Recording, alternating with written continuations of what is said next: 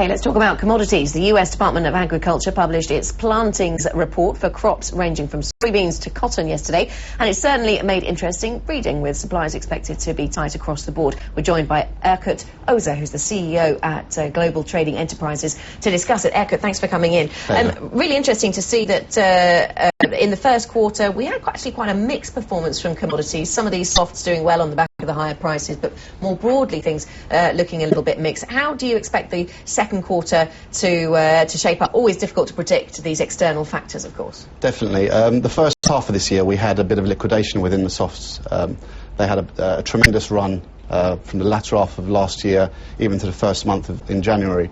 This was off the back of all demand issues. We had a little bit of liquidation, and what's happened now is with these prospective plantings, it's showing how much the farmers are looking to plant. They've actually shown that the stocks are going to be very tight. The stocks to usage in the corn is going to be the tightest it's ever been, and that's factoring in optimum weather.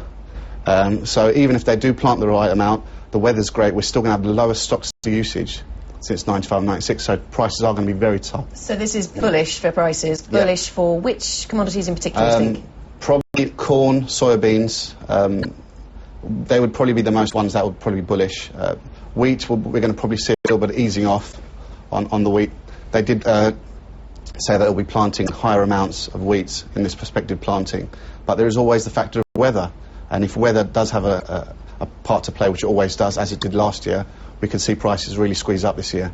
But if you're looking at corn in particular, I mean, I would agree with you. I think the food complex is very interesting going forward, but surely corn is being biased to the upside by the oil price, given the fact that, what is it, over 40% of corn in the US goes towards ethanol production, and every time the oil price goes up, obviously that's going to incentivize farmers to actually devote more to bioethanol and even less to eventual food production. I do agree to a certain extent. In the US, the ethanol production, they're producing more than they actually need at the moment, and that's a fact.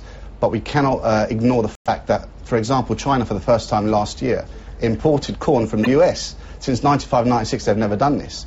Now we've got projections that we're looking at within the next 4 to 5 years that China will be one of the importing from the US, one of the biggest importers. The same scenario as it was with the soybeans. China now are the largest importer of soybeans from the US. So there is that shift which people are worried about, because they are... stick with the long softs. Yes. That's generally what we're gauging. These prospective planters have confirmed that to a certain extent. Corn, just off the back of yesterday and today, is up 10%. So it's already showing that the shift is already going that way. Erkut, thank you very much for joining us. Erkut Ozer, CEO at Global Trading Enterprises Limited.